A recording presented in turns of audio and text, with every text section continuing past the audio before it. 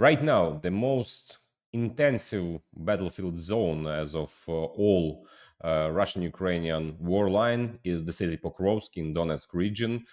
So right now there are some even intelligence missions are held in. So I'll be talking today a lot about Pokrovsk, but not only about it, but also about deep strikes which Ukraine make deep inside Russian territory. So, greetings, dear friends. My name is Vasyl Pekhnio. I'm a Ukrainian journalist, and right now I'll be presenting you the latest update on Ukrainian battle map situation as of November the 3rd. Please subscribe to this YouTube channel, push your like buttons, so like this video, and leave your comments just below it. Let's begin. Let's start with the city of Pokrovsk. As I mentioned, it was the epicenter of the fighting. And in fact, not just now, but in general, recently it has been the epicenter of the fighting in the region. First, let's take a look at the changes that took place yesterday on the deep state map around Pokrovsk. This is how it looked yesterday and the day before. What I mean is, this is how this red zone appeared in Pokrovsk. And I think there's nothing more to explain or justify here. It's clear that the situation in Pokrovsk is, to put it mildly, very difficult. I understand that over the weekend, there were, among other things, informational efforts to save it. This includes the landing of the Har and the presence of Kirilo Budanov, who was directly commanding the units there. These are outstanding, courageous actions. These are carried out by special forces, but not only them, several regular brigades in Pokrovsk as well. But in all these actions, friends, we shouldn't exaggerate the victory. I'm speaking frankly, we shouldn't exaggerate the victory, because the process that's happening now in Pokrovsk, it's important to understand that these actions are not aimed at capturing the city. In other words, capturing it now, I'm not saying it's unrealistic, but it's practically impossible. These actions are meant to prevent the encirclement of our units, for withdrawal, for retreat from Pokrovsk, from Minohrad, and especially from the areas further south. I mean, you can see it yourself, even on the deep state map. These areas are still marked, and in terms of logistics, they're essentially blocked. These actions carried out by our special forces, these actions that the brigades continue to conduct here, including the 7th Corps of Dashev, are to cover the withdrawal of our units. We need to make sure they are evacuated from there. Pokrovsk, in fact, we are already losing. We need to understand this. And these recent updates on the deep state map that we see, they are quite telling and clear in this regard. It is clear that it is not only the efforts of special forces and experts trying to improve the situation in Pokrovsk, the 7th Air Assault Corps, which is responsible for the defense of the city, and in general for the Pokrovsk agglomeration, Pokrovsk, Mirnohrad, and further north. The 7th Air Assault Corps literally commented on this over the weekend. They officially commented on the situation themselves, showing videos of strikes against the enemy, how they are taking out those who have infiltrated the houses where the Russians have slipped in and have already started to establish more permanent positions. Deep State in particular mentions this, noting that the occupiers now have fairly stable locations and a presence in Pokrovsk. Yes, this is how Deshev's corps shows how it destroys them in these areas. At the same time, they say that they managed to improve the tactical position in several neighborhoods. Pokrovskaya. It is likely, quite likely, that in some neighborhoods of Pokrovskaya the situation has improved. Over the past week, 85 occupiers were eliminated directly in Pokrovsk, according to the statement, the 7th Air Assault Corps. However, what are 85 compared to the several hundred who managed to infiltrate Pokrovsk and are now there? At the beginning of last week, there were several hundred people and only 85 were eliminated. Well, even if we simply take the official communication that was in, according to the General Staff, 200 people infiltrated Pokrovsk. As of the end of actually the week before last, 85 were eliminated over the past week, which means at least 115 remain. They're there. But believe me, there are more of them there than that, 115. What I'm getting at is that we really need to understand how difficult this situation is. Yesterday, the president said that we have achieved results in eliminating the occupiers, and President Zelensky especially highlighted this in his evening address. The 79th Brigade, when we talk about the 79th Air Assault Brigade, it's important to understand that these are the areas of Rodinske and Mirnohrad, meaning somewhat different areas, not Pokrovsk. Specifically, it's right here, Rodinsky and Mirnohrad. By the way, there is information that Rodinske has indeed been completely cleared of occupiers. Well, at least that was the case as of yesterday. This can be visualized based on those even public videos that appeared online, because there were scenes showing Russian shelling positions that, as recently as the end of October, were still there in Rudinska. But in reality, it turns out that these are now our positions. So this loss of control over Rudinsky and the advance toward Krasny Lyman significantly complicates things for the occupiers. Life, in a sense, cutting off the logistics of Pokrovsk and Myrnohrad. They wanted to advance toward Hryshene. They are now pushing toward Hryshene from different directions. So, in fact, preventing the enemy from infiltrating Hryshene is a very important task for our defense forces right now, because the enemy's presence in this location would mean very, very, very serious problems for us. At the same time, by the way, the occupiers are losing an enormous number of their soldiers in Rodnikivska. Yesterday, there were many special units here, and I'll repeat, they are all special forces, but only the HUR is operating. But for example, Omega of the National Guard of Ukraine, the 2nd Special Purpose Detachment of Omega, better known among the people as the Sharp Berets, they published videos, those very videos and photos from Pidrodinske, showing how many dead occupiers are lying there. It's just darkness. It's some kind of hellish horror, the number of bodies of all the Russian occupiers lying there. Of course, I can't show these photos here during the battle map review on YouTube, but for obvious reasons, YouTube would simply ban them because it's just piles of corpses. I published them on my Telegram channel, so you friends can go there and subscribe. By the way, that's my personal blog, Pekhnio. There's a direct link to it in the description of this video, or as you can see on the screen of your laptops or phones, you can remember it and find me that way. In the Telegram search bar, type Opike News with an underscore. That way you can find these photos from the Hostry Kartuzi unit or directly on the Hostry Kartuzi page itself. Such massive losses of Russian manpower cannot go unnoticed. In particular, just yesterday, information appeared from the resistance movement in the occupied territories, our Ukrainian resistance movement. They also report that in the 74th Brigade in particular, which is operating in the Pokrovsk direction, the 74th Brigade of the occupiers, of course, there have been reports of mass desertion from this brigade. There is a critical wave of desertion there. The resistance movement also reports that such actions are taking place among the Russians. The Russian command is not sparing anything at all. Seriously, they are not holding back on anything. They have concentrated a huge amount of resources now on the Pokrovsk and Myrnohrad areas. Agglomeration. And first and foremost, they want to encircle, they want to make Putin's words about encirclement come true. And this is exactly what the occupiers are now trying to implement, advancing west of Pokrovsk, toward Hryshene and from Rudinsky as well, trying to cut off our logistics. At the same time, the enemy is throwing a huge amount of its forces, specifically at Pokrovsk, at Myrnohrad, and at cutting off our logistics. Against this backdrop, things have become it has probably become a bit easier, if you can say so, to live in Dobropillia, in this Dobropillia direction to the north, which, however, is connected to Pokrovsk. It's a bit quieter here because the enemy has thrown all its forces at Pokrovska and Myrnohrad.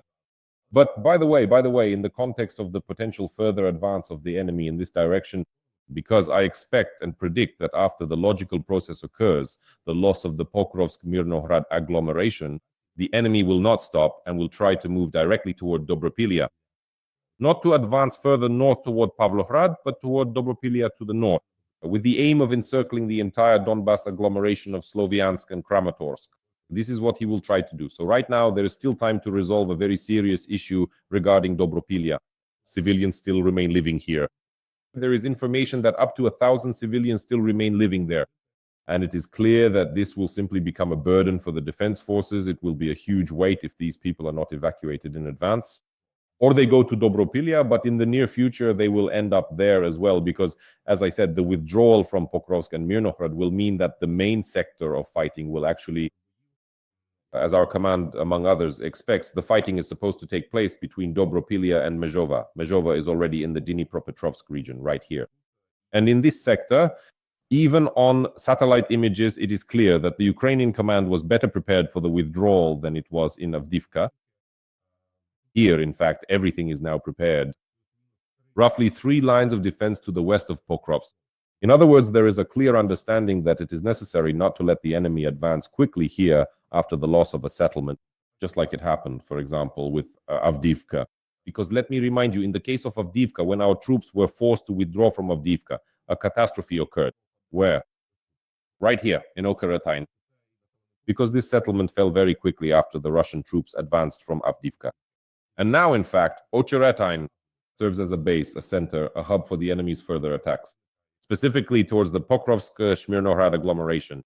It is precisely in Ocheretine that the main enemy groups are formed, deployed, with their headquarters and everything else. All of it operates right here in the town of Ocheretine, which was lost.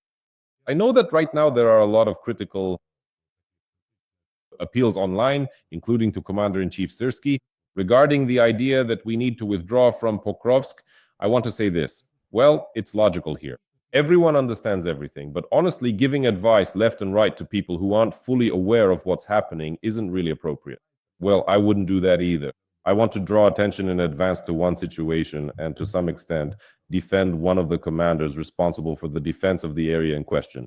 He is also in this photo. You can see this is exactly that commander of the 7th Air Assault Corps, Colonel Lysiichuk, a paratrooper. Lysiichuk, here he is in another photo. He is currently heading just such a 7th Corps of the DSHV. In the past, he was the brigade commander of the 25th Airborne Brigade, which is also among the defenders. Pokrovskaya. Why am I paying attention to him, this commander? Because I have this feeling, and I suspect that some people might be tempted to pin all the blame, specifically on this officer for the future. Loss of the agglomeration. So this is a kind of defense of the commander, getting ahead of things and explaining his role. And probably by highlighting one systemic problem, which we still need and should talk about. What is it? There is, in the Pokrovsk direction among others, but generally throughout the armed forces, one ongoing systemic management problem. Let's get to know Vasyl Lysiichuk in more detail. He is the Corps commander of the 7th Air Assault Corps, currently and formerly the commander of the 25th Brigade of the Air Assault Forces, the Airborne Brigade. The 25th is holding the defense in Pokrovsk. We owe a lot to them for how long Pokrovsk has been holding out.